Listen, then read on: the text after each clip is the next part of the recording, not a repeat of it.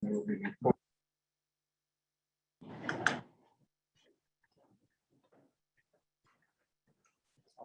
Yeah. All right. Good morning, everybody. We haven't met for a while, so it's because of situation, we're going to blame Christian for everything from now on to see deciding to leave us. So it's always his fault that. Yeah, why don't we even start off with the Pledge of Allegiance? Oh, okay. Well, I was going to turn it over to you to get started. Pledge Allegiance. Good morning. United States of America, and to the Good republic, morning, everyone. one nation, indivisible, with liberty and justice for all. No, I was going to turn it over to you now to start. Now it's over to you. Good morning, but any Good morning. morning. Morning, Ray. You need to take a roll call, or Yeah, we're going to take a roll call. Sorry. Rich Donovan, Kevin Ellis, the transportation planners at the COG. Rich is going to be basically taking over Christian's obligations, duties. That he's going to be sort of handling the TTAC from going forward. Kevin comes to us from BL Company, so he has some engineering background and design experience, and we're hoping to take advantage of his skills and expertise. And to that end, we may try to start doing some, offering some assistance to the towns that may need some engineering, work. So just to decide, but they're new, working out pretty good so far. Rich has been around, got almost 4 months now, right? 4 months? Yep. Time flies when we're having fun, I guess. But and Kevin just started a couple of weeks ago, and and I know with the TTAC, we, just for a lot of reasons, we just didn't get around to scheduling meetings. So we haven't met since January. So, but we're going to get back to the regular schedule every other month. So, with that, turn it over to Ray. Just moving down the agenda, time for public comment. Anybody here from the public? Oh, could we do roll call first? Yeah. Yeah. Did you typically go by name or just by town? I'd go by town first. Maybe. Okay. So then do we have anyone? Woodbury? About Bristol? Yes. Here. Plymouth? Cheshire? Here, Dan Bombaro. Waterbury? Here, Roy Cavanaugh. And then let's see. Wolcott? Here, Ed Belleville. Thomaston? Naugatuck? Tim Stewart. Williams Rolling. Beacon Falls?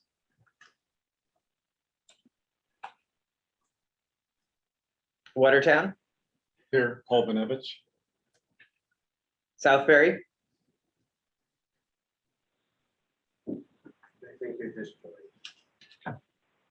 Cool. Bethlehem? Oxford? Here, Helen. Oh, Helen. Hi, Helen. Hi. Derby? Okay. I see we have Sarah is on Zoom. Good morning. And Sonia, can anyone hear me? We can hear you. Okay. You forgot Ansonia. Sorry,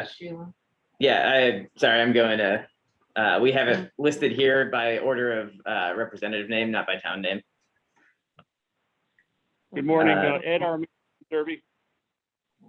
Morning. Okay, and then I think Shelton was all that was left. Seymour. And Seymour. Thank you. Seymour. Seymour, great. Okay. Plymouth is here also. It's just a little late. Thank you. Good morning. All right. Okay, just moving down the agenda, time for public. Anybody here from the public for a public comment? Seeing none, moving on, approval of meeting minutes. Is there a motion to approve the meeting minutes from Tuesday, January 26th, 2021? And I can put those up on the screen. A motion from Waterbury. Is there a second? Second from Nisteria. Second. Wow. Just right. Well, Rich figured that one out. Motion and second, and all in favor? Aye. Fine. Thank you. Transportation planning, active transportation plans, update from Rich Donovan. Yes. So let me just get back to the presentation here.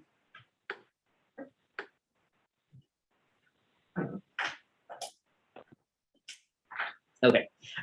Yeah, so we just wanted to share, we are beginning work here on an active transportation plan for the region.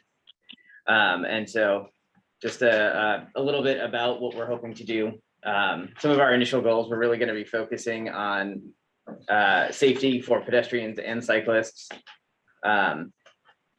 taking advantage of the existing multi-use trails we have throughout the region, and working on ways to better connect those with especially with our downtowns, but also with our broader, commercial sector.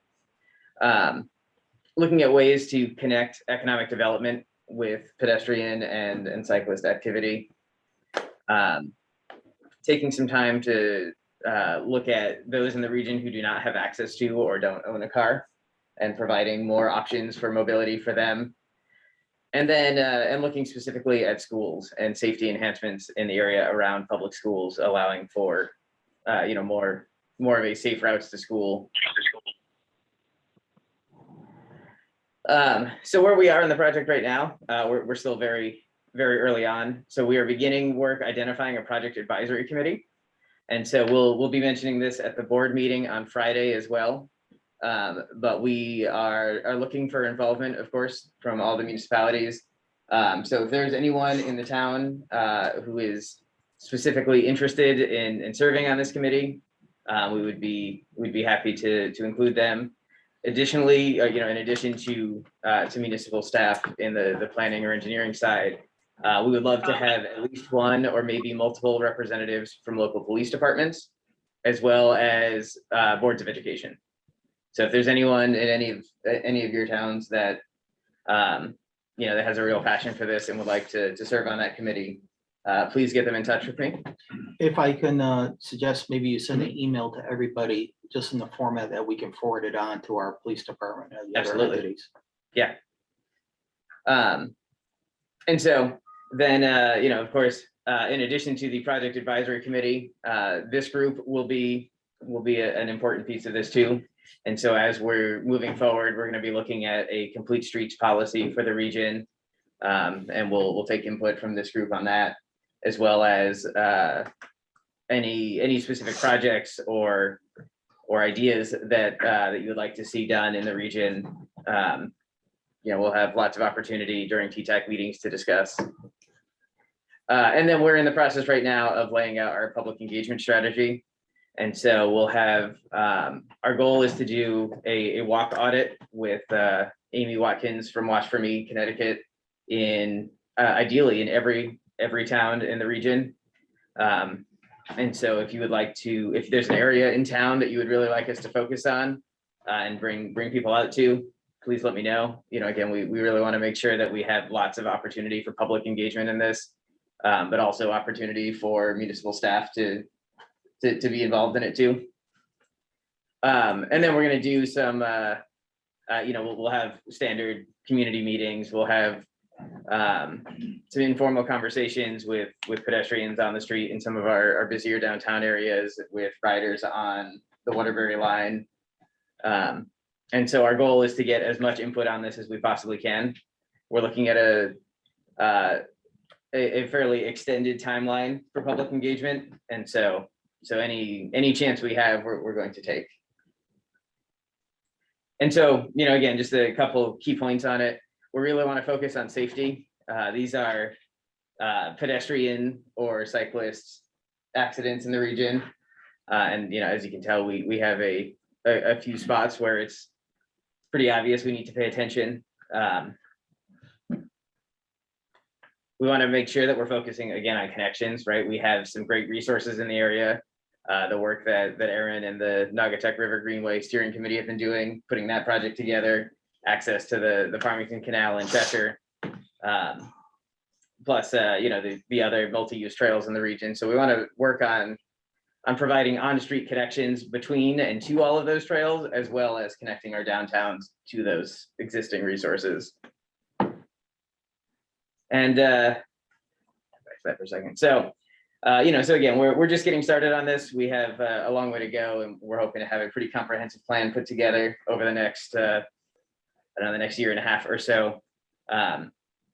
But we'll send some information out, and we'll ask again on Friday during the board meeting for engagement from all the municipalities, for both project advisory committee members and for any ideas or suggestions or requests from all the municipalities. And with that, I'm going to turn it over to Mark. I was just gonna say too, again, this plan started out mainly as a regional bike plan. And then we figured we'd expand it to include pedestrian, all forms of active transportation, which we refer to as non-motorized. So it sort of evolved into a much more comprehensive type of a plan. I'm sure most of you are aware of the state's community connectivity program, which is geared toward looking at improving connections and pedestrian safety and things like that. We're hoping to dovetail this work with that as well. So again, I think we have some people on staff that can actually help the towns, again, do some of these, what they used to call the RSAs, and we can go out and we take a look at a problem intersection and actually try to recommend some improvements and bring it into this plan. And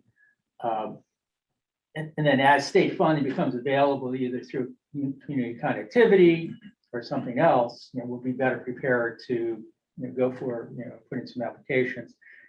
So it's I think it's going to be something that's going to be an interesting project. So What's the process by which you request the RSA? well, just just let us know. Contact us. I do want to make just a quick note on that, though. The formal state road safety audit. No, I think you're talking about for us to help with it, or are you talking about the state process? Either or, whatever helps us get the money funded. Yeah. Go ahead. Rick. So we are looking at doing a walk audit, which is not the state supported road safety audit. It's really more of a public engagement tool. We will separately send out some information about how to request the road safety audit from the Department of Transportation. If there's specific places that you would like to have that done. I would say for Bristol, we had our RSA done several years ago, actually through the state, it could have even been region, and either that community connectivity grant is very, liberal, or it really helped us get it because we got the first round of 400,000 and the second round of around 400,000. So total Bristol has gotten, received probably around 800,000. And it all started from our RSA. Yeah, when they did the community connectivity, that's what the first step was, the RSA. And we try to push as many of our towns to do that, because it had actually ended up that all the applications that were submitted were actually funded. And I'm trying to think if they have another round of community connectivity is being pushed or no. Sure. Yeah, but again, what we're trying to do is be prepared for that, because I'm not sure if they'll require RSAs for submitting a community connectivity project proposal. So, this again is going to be sort of a service that we'll be providing to help the towns get that. So in terms of formal process, I don't think we have one yet. I think, if you're interested or any of the towns are interested, contact, Karen or me or Rick and just say, look, we're interested in doing this, and we can go out and meet with you and take a look at it. I don't think we're restricted to, having you put together a formal proposal. I think, we can do this on an as needed basis and based on what you guys think is important. I don't want to get, sidetracked, but I do have a question with respect to, community connectivity. So in Bristol, we've really been using our community connectivity funds to in effect either directly, maintain, i.e. replace, sidewalks and handicap ramps, or in very isolated sections to fill gaps. But could you use community connectivity for like a bike path, a new bike path, or one doesn't exist? Technically, yes, but probably reasonably no, only because of the cost. Community connectivity or low cost projects. I'm probably going to misspeak, but I think the max was probably 500,000 per project, and that's not going to get you very long.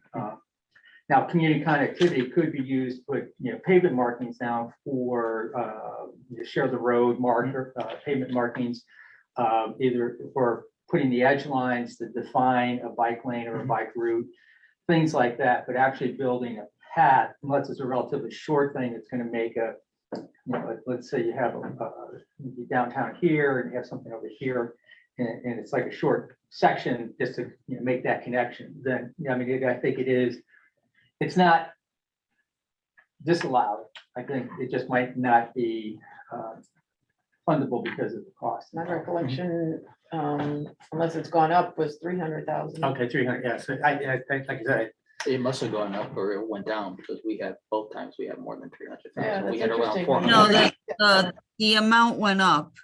It did, okay. So I think it might be 500. I believe we got 400 last time, so somewhere around there, 400 or 500. and and I think that the message we have is if you have an issue or a problem and like us to look at it, let us, work with us. And then we can help try to find the appropriate funding source. If community connectivity is refunded. Yeah, I'm gonna check on that. But there's always lots of, if it's a larger project, it's, or we can, think of other ways of doing it. But I think, if we can do some pre-assessments, then you're better, available, you're better ready to, apply for something when it does become available. Any more information on active transportation plans? No, I think, like I said, we're just getting started on this. We'd really like to have projects and priorities for every one of the municipalities in the region. So definitely reach out and we'll talk a lot more about it over the next year and a half or so. Just moving on the agenda, lots of update from Merck. Okay, again, just want to update where we are. As you all know, our region's been very aggressive in trying to get lots of projects committed to being funded, designed, and then constructed. This is just a snapshot chart that shows where we're at as of 7/31 of this year. We have 13 projects completed with a total value of over $26 million. Not bad that's over the life of the program from 2015. We currently have about 7 projects in construction, and they all went out pretty much this spring and into summer. So we have a lot of work underway. And then we have 5 currently under design that will probably be completed next year or two, worth $25 million. And we still have 3 projects that have that commitment to fund letter from CONDOT that haven't really been started yet. And we're currently looking at 7 pre-application projects that still are sort of in the evaluation stage. And full applications haven't been prepared and submitted to the department. So in total, we have 33 projects that we're looking at with total value of $104 million. So we're doing a lot, and we continue to do that. If you go to the next chart, this sort of shows the blue line is our allocation of lots of money. The orange is sort of our expenditures, and we go. It's hard to sort of read, but it goes out to it's 724, so it goes into the future, we're sort of projecting. And that's when we sort of start running into a kind of an issue where we're running a deficit situation. But that's the way we've been programming. We always want to be over-programmed because, as you can see, we've always had that gap between the blue and the orange line. Just through experience, that point in 2023 and 2024 where we sort of have, maybe have not enough money, things usually work themselves out. And in fact, the department may actually advance us some money if we really need it because we are demonstrating, getting projects out the door. So, but that's where we are right now. Project schedules do change. Costs also do change. What would you say? Typically, what the designer's estimate usually is a little bit higher than what's actually obligated. So, that money sort of, so a lot of things play into what our balance is going to be in the future. So, again, quick snapshot.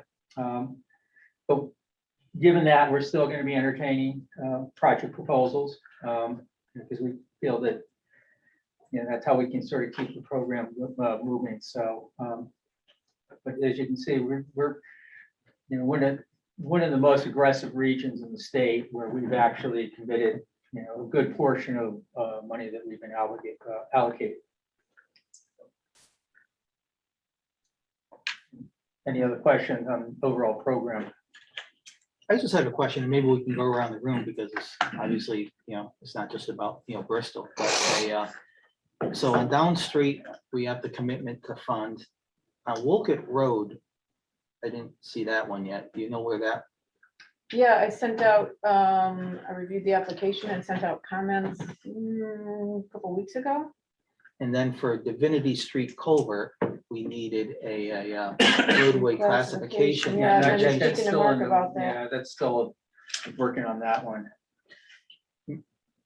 May I ask, is that just an administrative process or is there questions on it? I think it's more administrative. Again, I have to take a look to see where it is, because the process of getting functional class is we have to sort of look at it to see whether it makes sense that, because we can't just take a local road and increase its classification just, if we want to. And then we have to submit some information up to the department, they review it, and then we have to finally submit it to Federal Highway because they're the final, they do the final sign off on it. I have to see where that is again. That's fine. I'm gonna blame Christian for everything. Yeah. So you should have gotten an email, because I think I sent it to you and Nancy, with the comments on Wolcott Street. No, we didn't. We forwarded those on. Oh, you did? Okay. So we'll get those resolved. But I'll follow up on Divinity. I think that's been on my to-do list, and so I will take a look.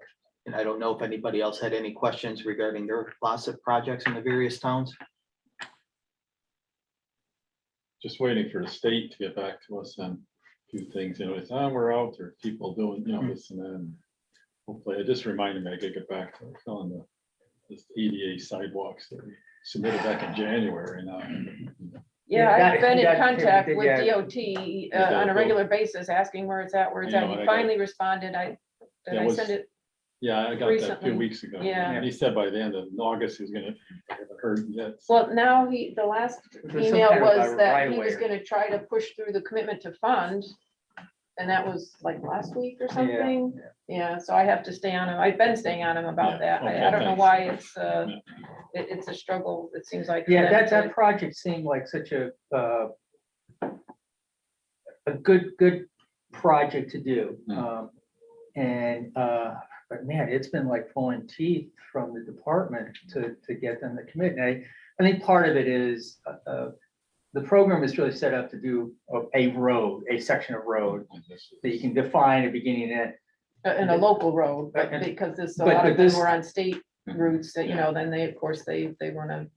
But this is some kind of like almost like a program as a project. We want to do, improve all these, ramps around town.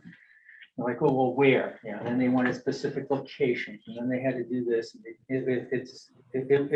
I don't think the department was set up to sort of think sort of outside the box type of thing. But we're pushing it, and we keep looking at it, because that one, you're right, you put that in originally, like 2015, right? Yeah. So, yeah, why that should take 6 years. We think it's close, No. you know, I mean, And, but, you know, feel free to, anyone to, if you think something's lagging, just reach out to me and say, hey, you know, what's going on? What's the status? because we don't mind, you know, No. contacting the department. Yeah, I mean, and they are responsive. I mean, they'll get back to us. You know, they may not give us the right answer that we're looking for, but Right. they do. It's not like they ignore, you know, questions that we submit. So, you know, it's, you know, and I mean, lots of it's been a really good program, and it's, you know, so, you know, they're not just dealing with our region, but they're dealing with all the other regions. So they got a lot of projects they're handling, a lot of questions. So, you know, that's why we like to rattle cages as we need it, because sometimes, you know, that triggers their, you know, oh, we got to do something about this, and it gets them to act. But it's, you know, they have been very good about responding and answering questions and stuff like that. So just keep on top of us, and we'll keep on top of them. Now, next item is a new project, Sansonia, State Street, Complete Street Improvement Project. Yeah, Yeah, this is, can I go just, ahead, Sheila. Sure. Do we have a slide trailer? No. I didn't put up a slide. no. whatever. Okay. Sheila, did you want to Yeah, Sorry, I just, check? no, go ahead, Karen. I just wanted to. Okay. point out it's not a project. I think it's- This is a section of State Street. It's sort of on the, would you say, on the fringe of your downtown, Sheila? Yes, correct. And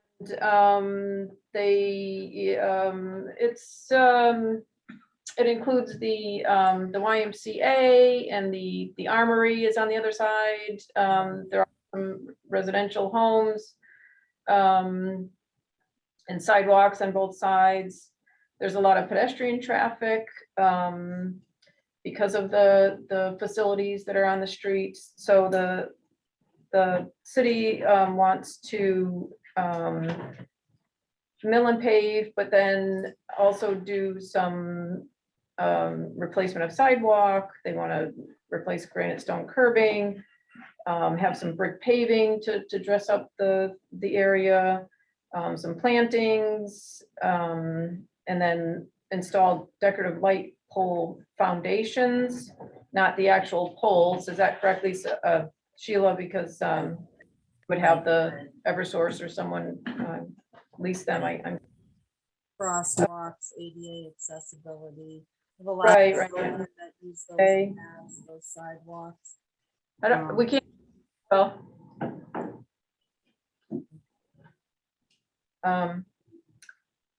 So in any case, the project, just at the application stage, is estimated at 1.6 million. I just did kind of a quick highlight of the items that are kind of considered amenities, I guess you would say. And out of the total of the major items, they totaled to like 258,000 versus 921,000 of the overall, you know, total of the items. We just want the project to move, so whatever you want taken out is fine by us. We have a lot of activity in our downtown. We have a brand new police station, and we have 200 units going online. So we want to make sure the street is taken care of and coordinated with the rest of the things that are happening in the downtown. So whatever your suggestions are, whatever we need to do to make it move.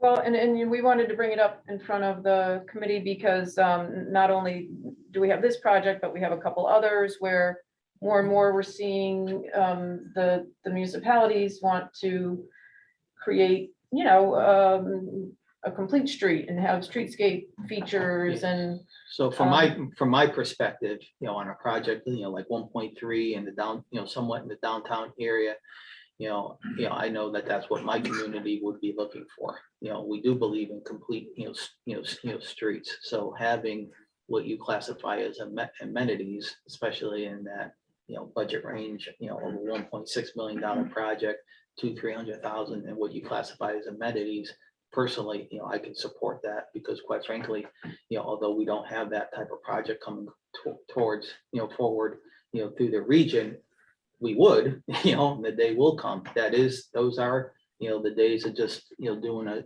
traditional, street project in downtown. I think I can probably speak for a number of the communities at the table. That is the expectation of the, of the residents. I just to be clear, because I don't think I made it clear, if we just look at the items and the total of the major items is 921,000 and the amenities, let's call them, are 258,000. So about a third of the project. And then of course, then you have to tack on all the percentages on top of that to get to the 1.6. But generally speaking, we're looking at maybe about a third of the project being the complete streets features. We've had this come up on a couple prior projects, and the DOT has the final say as to whether or not they will participate in these types of items. I think it was North Main Street in Naugatuck, we wanted to include just a couple features. Yeah, it wasn't very much. It wasn't very much compared to the total cost of the project. And at first they denied it when the project was sent, at final design. We have a couple park benches. Yeah. And some, Sign. the crosswalks, I think, the yeah, thermoplastic yeah. crosswalks. But I convinced, with the borough's help, we convinced them that, these are. Don't sell yourself short. You wrote those evil emails. Well, anyway, they did allow it on that project, but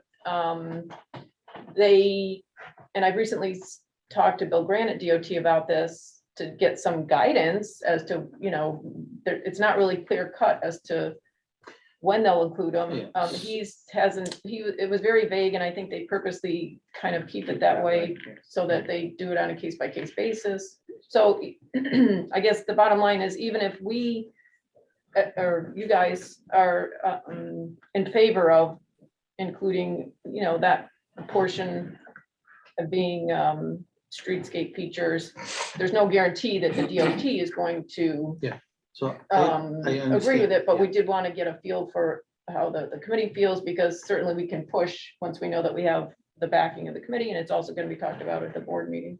So I, certainly will, get, to the motion. I can tell you, my feelings are, once again, I support this, type of project. Lots up through the region, we have set, the criteria where, bridges, aren't funded through LASSA. I believe there's at least one community that was grandfathered in and is moving one, along. And once again, I support, that concept, with, bridges. Maybe at a subsequent next meeting, you should add, we can have an item on the agenda to talk more about, once again, in my mind, doing a street with, streetscape amenities is the world we live in. But if we creep farther and start talking about streetscape projects, how does the, committee, feel? I personally would have to think about that for a while, but maybe we should be proactive and put it on the agenda and try to get, establish some kind of guidance from the committee. Once again, we already have, bridges there, to me, complete streets, requires, stuff like this, but how far do we want to take it? Is this project consistent with the plan of conservation and development? Yes. Is it consistent with the master transportation plan we're talking about? Is this an economic community where 200 units are going to make a real impact on the tax base? I mean, so those are three valid points. Yeah, and as Karen was, pointing out, we support, I think, as a staff, including Streetscape Elements, for a lot of reasons Ray mentioned. But again, the issue we're having is, how much do we have to fight with the department? They are typically supportive when it's in quote unquote the downtown. Waterbury's doing East Main Street, and that has a ton of streetscape elements. There was no question in that. But for the things we talked about, streetscape elements should not just be limited to your downtown. Maybe it's at the fringe of the downtown or heading into it as a gateway.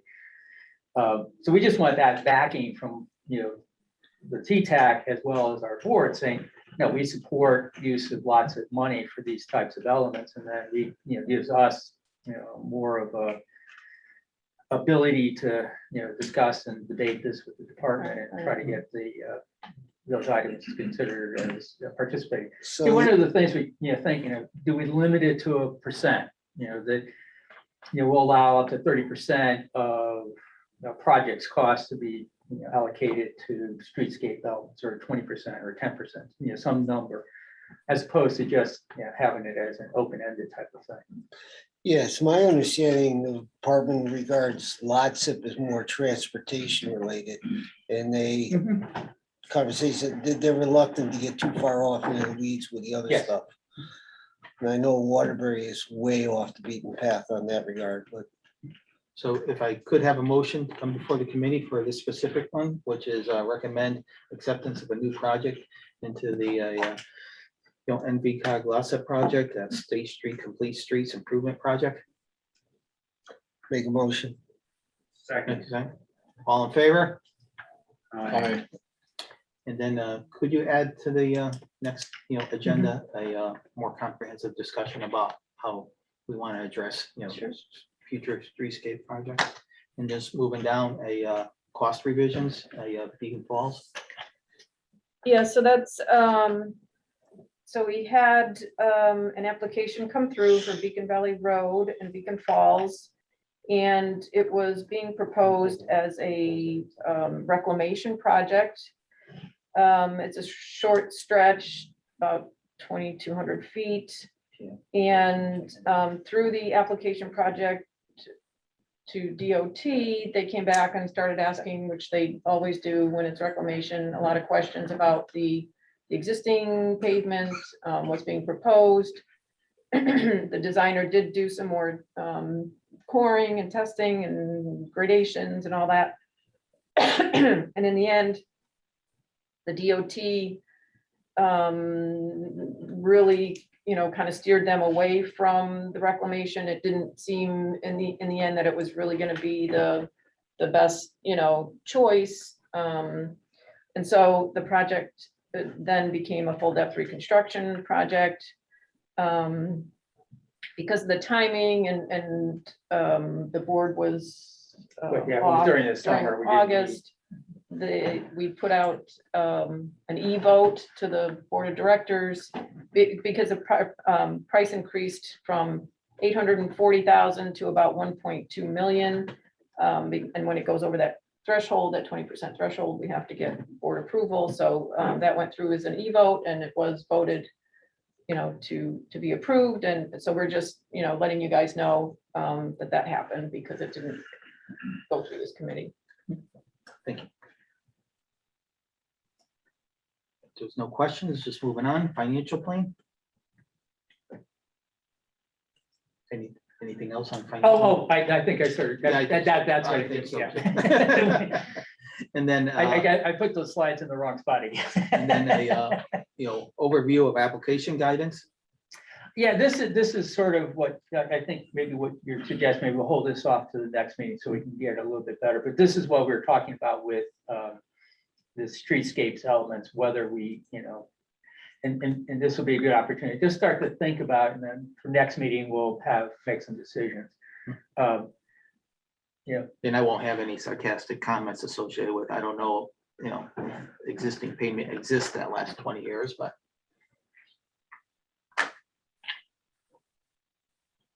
I don't None that seems to be going down in Bristol. know. Well, and again, the guidance is, one is the streetscapes and, one is also the pavement. Because that's another issue we've sort of been coming up with lately. The department seems to be, and I think for good reason, taking a closer look at, the pavement structure, for the lots of projects, because it's in the guidelines and it's the, hit a 15 or 20 year life, like 20 years. Yes, but some of that may depend if it's a mill and pave, there might Right. be a different life. But they're taking, a Expected. closer look at a lot of the, pavement information that's being submitted with the application. So we just want to emphasize that it's always been in the guidelines that, when you repave or you put pavement down on a full depth reconstruction, it has to hit a 20-year life cycle. They want to make sure there's evidence that you've actually done that due diligence, in the applications, and this is how we're going to do it. And they want boring stuff. So we're going to emphasize, in going forward that, the towns need to really provide a lot of that information. That was the issue with Beacon Falls. They basically said we're going to do reclamation without providing a lot of background supporting documents saying this is why we think reclamation would work. It's, basically they're saying, oh, we'll do that during design. The department really wants to see that before in the application phase. So just making all the towns aware that, when you submit an application that they're going to be asking, for that information to be submitted. And just, Jim has a question. oh, Sorry, another issue. As far as the guidance, as far as how many projects a town can have in which phase, what is the current situation? we had discussed that at a meeting Long time several ago. years Yeah. ago, and Yeah. there is a memo on that, and I could send it around again if that would be helpful. I think Yes, it's please two, include but it. when one in Same- each phase. Same thing, include it in the next, so we can, so Okay. the communities kind of have a feel. We Right, can't- we right. I don't can't want to move- fall behind everyone. Yeah, we can't move Oh, forward. don't worry, Jim, you have so many projects in there. Yeah, but I'm not constructing anything now. It's making me nervous. Oh, you got Rubber Avenue. That one's that's worth 2 projects. Yeah, not when you're talking to the mayor. He's like, what have you done for me lately? Yeah, I just wanted to make a comment about the DOT reviewing the pavement stuff. They do, I mean, they have a pavement management unit, I think it's called, over there with experts on pavement, and I think it's great that they are looking at these projects to make sure that, I mean, really, in the end, you want your pavement to last. That's one of the most important parts of the project. So, I mean, I really welcome their scrutiny, because I think it does ensure that, you're putting down the best possible pavement structure, and It's then true, it's gonna because you last. pave these roads and they don't last. Right, You don't do it right. right. Yeah. Even if you do it right. it's Yeah, like, so I mean, it's they maybe, just fall apart. it could be it's a hassle sometimes Yeah, when we have that's what I to. think, it's true. It's um, Okay. But again, like Karen said, if we can take advantage of their expertise up there, it makes some good sense. But yeah, we'll put together some memos on these, and for the next meeting, we'll have that out. And then just moving on, infrastructure investment and jobs act. That's the, I'm sure you probably have all heard, that's sort of the act that was passed out of the Senate last month. It was the big, infrastructure bill, but roughly $1 trillion worth of money, but only about 500 billion, which is still a lot of money, of new money, because it included the new transportation, reauthorization of the Transportation Act. And if that gets passed by the House and becomes law, they're hoping to get it passed by October 1st, so that we can start the new transportation bill with the start of the new federal fiscal year in October 1. The good news is there's more money available for transportation projects. And they've increased the allocation for transportation. It could have an impact on the, transportation alternatives program, which is the non-traditional bike paths, sidewalks, things like that. They've actually increased the amount of money that would be sub-allocated to that program. And it also changes some of the rules that makes our region a direct recipient or now we'll call sub-recipient of TA money, so we can then decide projects. And then just keep in mind that beyond transportation, there are other infrastructure improvements that were included into that bill. So, if you're, looking at, other kinds of public works improvements or infrastructure improvements, this bill could actually provide some of that funding. Not many new programs, so they're all dovetailing off existing programs, but again, it increased the amount of money that was going to be available. Any questions or comments? Moving on, hazardous mitigation plan presentation. All right, so Victoria, I'll let you share your screen. Great, thank you.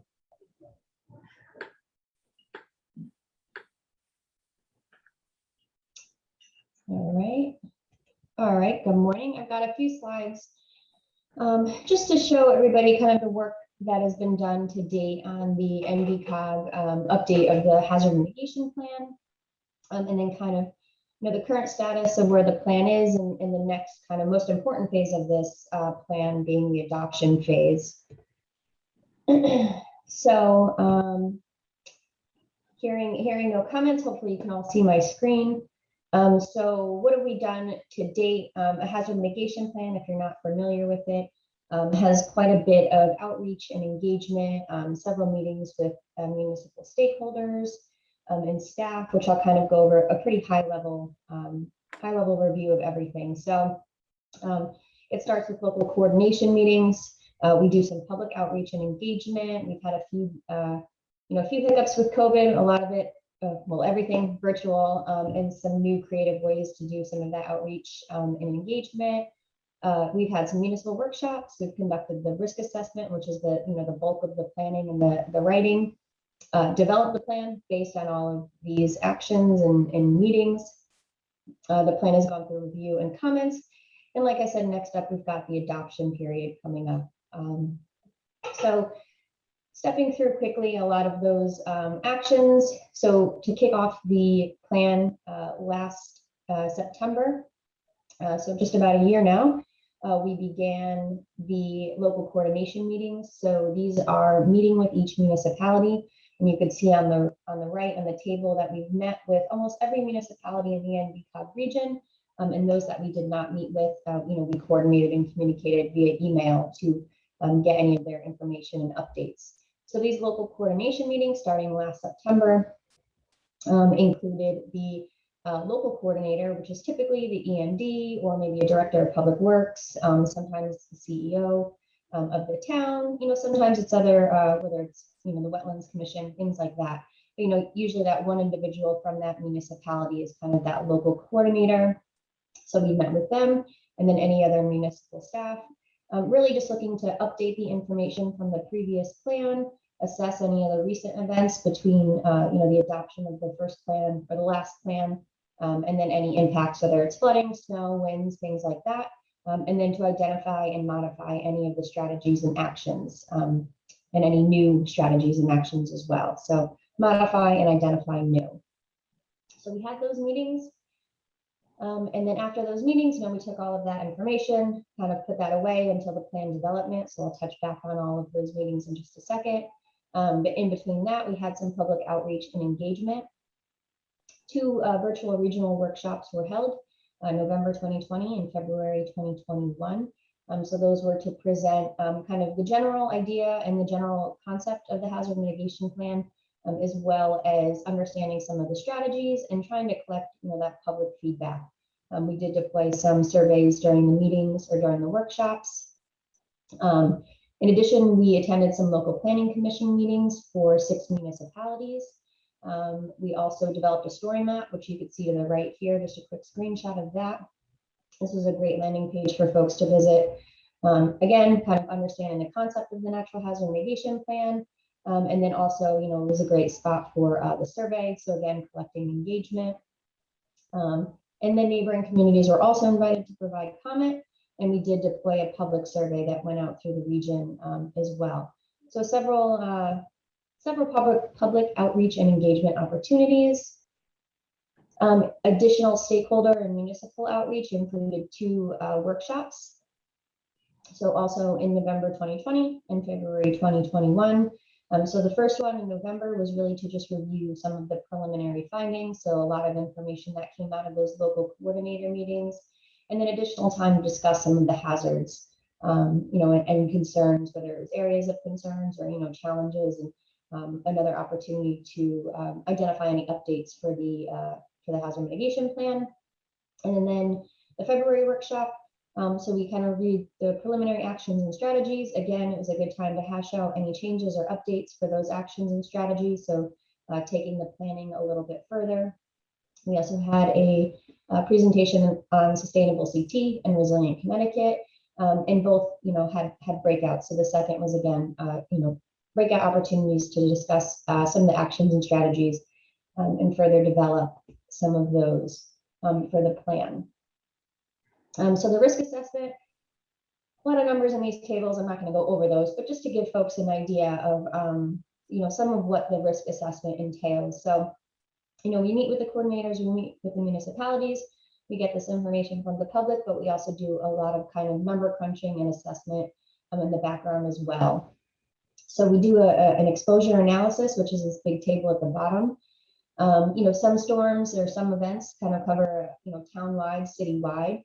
However, some areas such as flooding, storm surge, which not quite as a concern here in the NVCOG, but for those coastal communities, we look at storm surge inundation areas. We look at that 100-year, that 500-year, and try to assess what parcels, what buildings are at risk. We also use the HAZAS program. So we use it, HAZAS, to evaluate flooding and hurricane and earthquake damages. So that takes into account building damages, business disruption, things like that. Take a look at repetitive loss properties, National Flood Insurance Program, insurance policies, policies in force, RLP, payouts, things like that. Looking at the probability of future events, whether it's flooding, hurricane, extreme storms. And then we look at an overall hazard risk, which is that smaller box, that smaller table up in the upper right. Kind of a very succinct, scaled analysis based on, several of the other exposure analyses and the hazards and things like that. So just kind of a low, moderate, high. So a few different avenues we take here to develop and deploy this risk assessment. So that's been incorporated and developed and put into the plan. Overall, the plan development covers, the plan itself covers a wide array of information. So we have a geographic, cultural setting, regional and municipal planning, and regulatory capabilities. So a lot of this is carried forward. Not much is updated by way of geography, obviously, but looking at the cultural and the regional capabilities, that's stuff that's always changing. So we want to make sure that we're updating that and planning as development has occurred and how it is going to continue to occur. Taking a look at critical facilities, so always updating those critical facilities. Taking a look at historic impacts. So usually it's within the past 5 years, just looking at that time frame from the last adoption or the last plan that was adopted, to date. So over 5 years, what has happened? What declarations have there been? What FEMA public assistance reimbursements has the region received?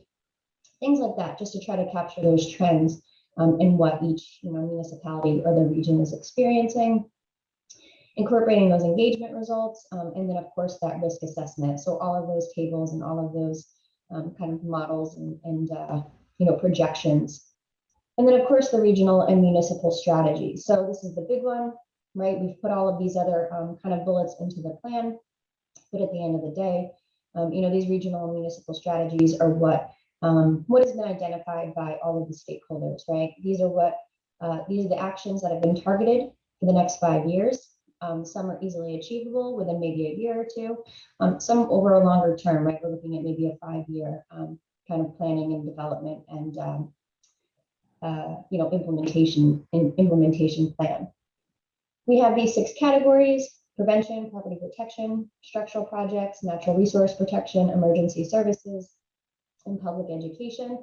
All of these actions and strategies fall under these umbrellas in some way, shape, or form. Some of them we might be able to account for 1 or 2 within the action, so they might kind of have a farther reach. But in general, these are the 6 categories that we try to capture actions and strategies. So each municipality and as well as the region have various actions. So, those have been updated and developed and identified, as well as kind of carried forward from past plans as well. So putting all of that together, again, stakeholder feedback, input, and identifying those strategies, actions, and updating. So we've put the plan together, and where does it go from there? So it goes through several different reviews and comment periods from a variety of stakeholders. So we've got our internal review. So there's 4 of us on our team. So we're each, taking a look and reviewing these plans. It's been sent over to NVCOG staff for review. The plan has been released to the public for comment, as well as local coordinators, where it's then distributed to municipal staff. So it's really publicized and available for any type of public comment, municipal comment, regional comment. So it's gone through several reviews and comment periods. The plan is then, once it goes through these few iterations, these few drafts, it's then submitted to DEMIS. DEMIS takes a look, DEMIS reviews. If there are any edits, they let us know any, suggested revisions. And it then goes, we make those edits, we make those revisions, and then it's submitted to FEMA. And FEMA usually reviews that within 45 days. That's their target. They have been, we've been working on their hazard mitigation plan, so they have been pretty timely in their turnaround. And then once all of that happens, once we get kind of the general okay from FEMA, everything looks good.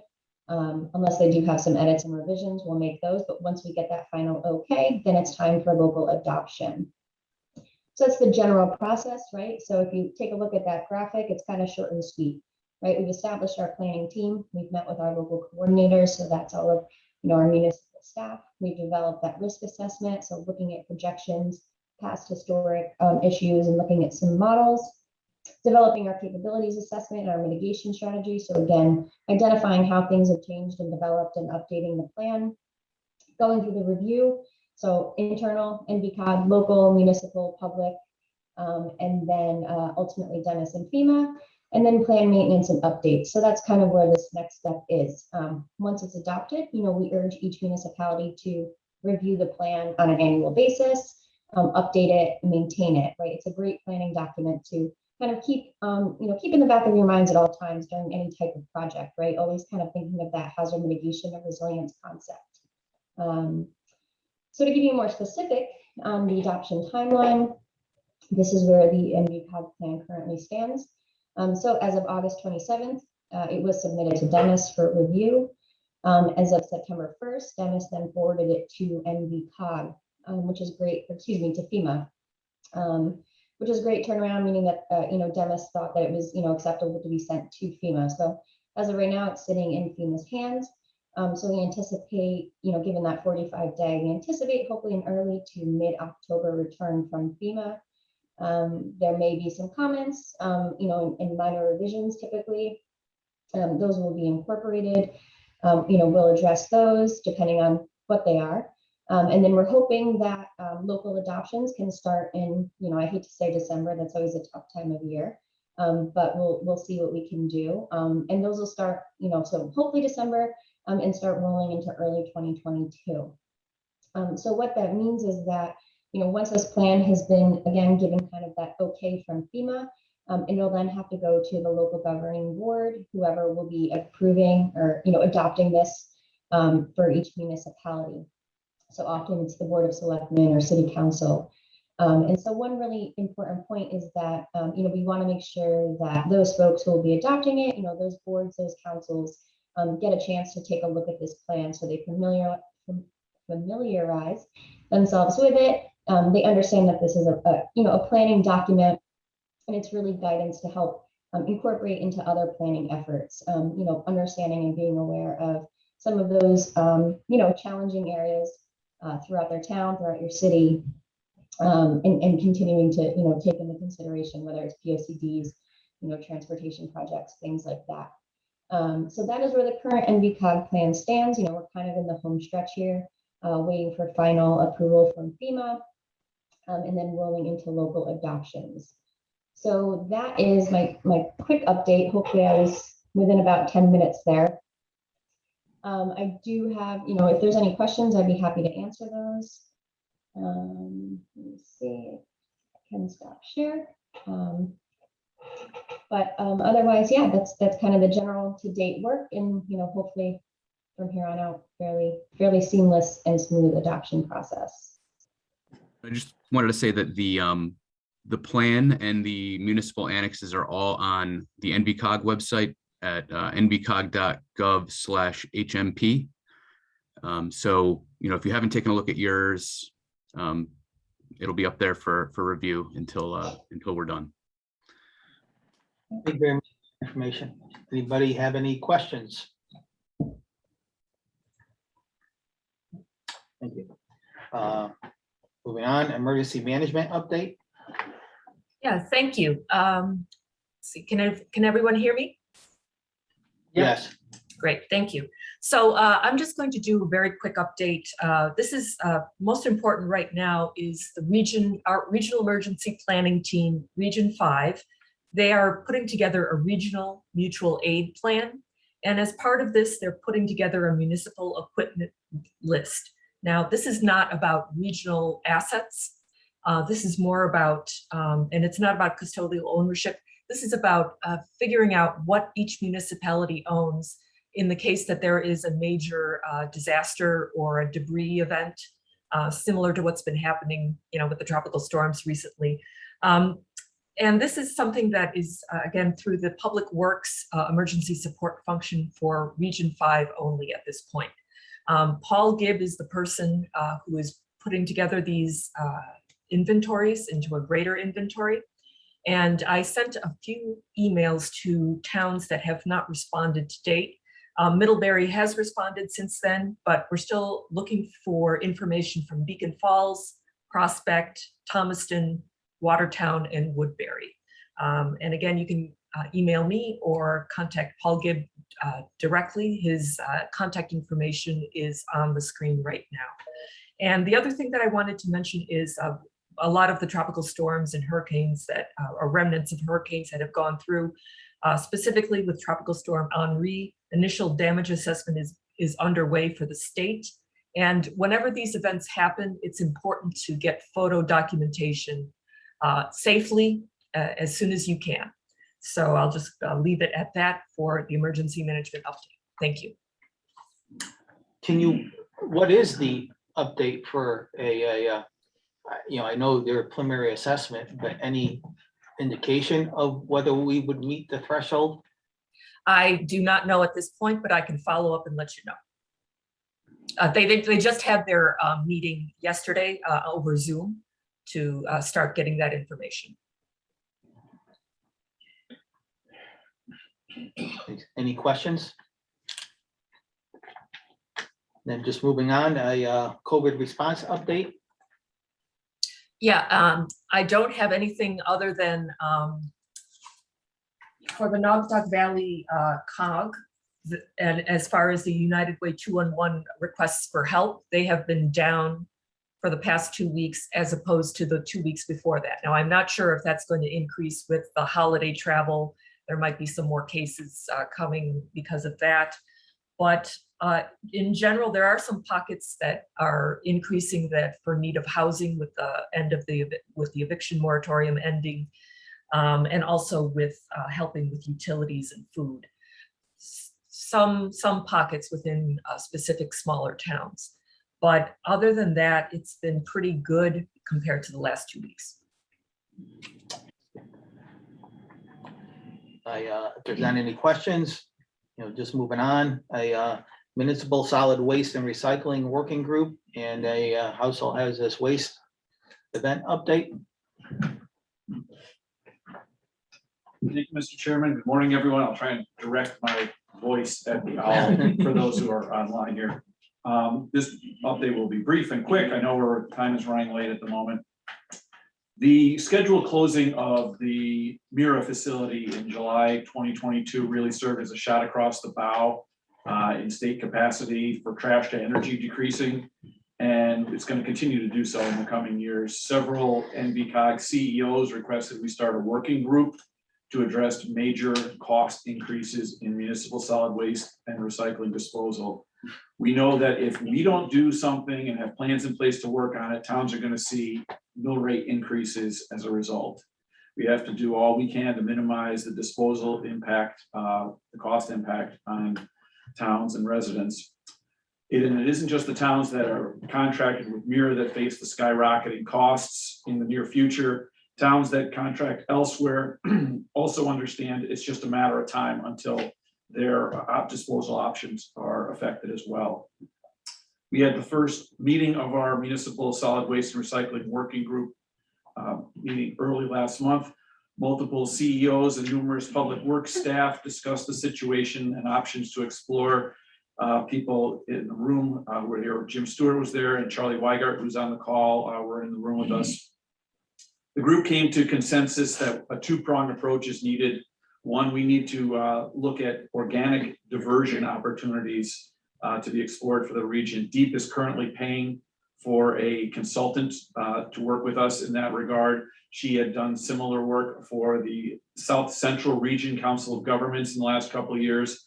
DEEP's also offering grant funds for pilot programs and organic diversion and potentially unit-based pricing pilot programs for interested towns. We've had a lot of interest in the towns we've consulted with so far.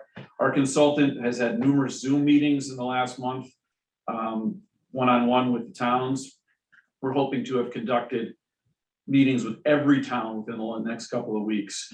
The information and data that is being exchanged will help provide options to look at that'll work best for as many towns as possible and be supported by as many towns as possible. This is similar to what the South Central Region SCROG did. They spent about a year looking at options, and now they're starting to move forward with things. Similar things that we're looking at are composting regionally, separating food waste, yard waste. The second prong is really that this is a statewide issue. State advocacy through CCM is what we're looking to do, because as much as we're a 19-town region, this is impacting every town in the state. And members agreed that we should have CCM's municipal solid waste group be the conduit to prefer going on advocacy with DEEP, with the Lamont administration, what is effectively a trash crisis that's coming. We've drafted outreach to CCM that we're going to vet with our CEOs that may go forward in the next month. Some of you will be directly involved in the outreach in your capacity with your municipality, and anyone who wants to be involved, please contact me on behalf of your municipality. We expect to have the next municipal solid waste and recycling working group meeting in October. And I'll take any questions on that anyone has at the moment. I thought, I did think it was good discussion, Bristol had with, the consultant, we are interested in a pilot program. Ultimately the final decision to enter into a pilot program, we will have to weigh, several, factors, but, we're definitely looking at, pursuing it at this point. Thank you. And we've had interest in both pilot programs and in numerous capacities for numerous towns, which is encouraging at the moment. And the only other thing is for the 15 NVCOG towns that participate in household hazardous waste program, the third of 3 annual collection events is happening 2 weeks from this Saturday, September 25th in Beacon Falls will be the last option for the year. The next one will be in April of next year. So anyone has any questions on that, please contact me. We look forward to having that event in Beacon Falls 2 weeks. Now, who's the vendor this year? It is still MXI, who I believe Bristol still contracts with, correct? Yes. Bristol and Plymouth contract with MXI, as does Shelton. So they really already have the whole region, but there are 3 separate programs. at the moment, and there's fewer and fewer vendors who bid on these programs. We'll be putting it out to bid again next year. Any questions from any members? Moving on, deep RFP for recreational trails. Aaron? Yeah, so just a quick announcement that Deep announced last month that there'd be a new round of recreational trails grants available. It can be used for trail planning, construction, or improvements. There's $3 million total, but there is a backlog of projects. There hasn't been a grant round in several years, so it's bound to be very competitive. Most projects in the last several rounds were under 300,000, so that's sort of a working upper limit, I think, to what's available. We're here, the COG staff is available to help with applications, and we're also looking at potential for regional applications. So if you have any ideas for that, let us know. The deadline for that is November 1st. And also there's 2 other deep grants out there for open space. One is the Deep Open Space and Watershed Acquisition Program, which is for the purchase of open space or drinking water watershed land. And the second is the Urban Green and Community Gardens Grant Program. And that's really for urban parks or community garden development or improvements in distressed or targeted investment communities. And the deadline for both of those is September 30th. Again, we're here to help with applications, or we can also write support letters as well. So keep that in mind. Thank you. Any questions for Aaron? Just moving on, I guess before we get to adjournment, one item we always had, is just general discussions, what's working, what's not. And I honestly thought that had some, value just to kind of share with other communities. Once again, from my community's perspective, one thing that we are moving forward on, although very, very slowly, is that most communities, we always get requests for humps and bumps, for traffic control. Everybody always laughs and always dismisses it. We had one request from a resident who truly did live on a cut through road.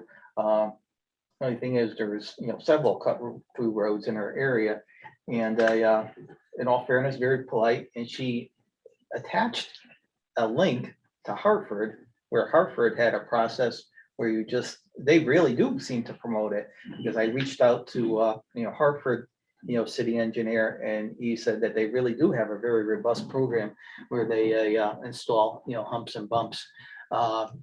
I not to interrupt, but I think West Hartford as well, because I drive through West Hartford. Yeah. quite often. So I got in contact with the consultant that assisted them. They said, yes, Hartford has installed some, but they also took some, out. So at this point for Bristol, we're probably we are gonna hire, a traffic engineer, try to develop some, policy. My point, with the mayor, council, and the Board of Public Works is, before you take that first step, before you even allow, one, there should be some criteria, at least try to define where you want them, where you don't want them. Like, we would never want them on our collector's street. There has to be some kind of, community outreach. There's legitimate concerns about, noise. But I do believe that, from Public Works perspective, the drainage issues, the plowing issues, that is manageable. It's just, trying to set the criteria where the community wants them, and quite frankly, where you don't want them, in advance, so when they do ultimately go in, you have, at least a document to, deny requests where you don't want to install them, and, allow them where you do. So that's one of the things, Bristol's, been, working on. Well, dare I say that's, maybe we can do a little research and come up with some ideas and bring it up at one of the future meetings, and what we can find for guidance. But once you get your plan, Yeah. you bring it to us.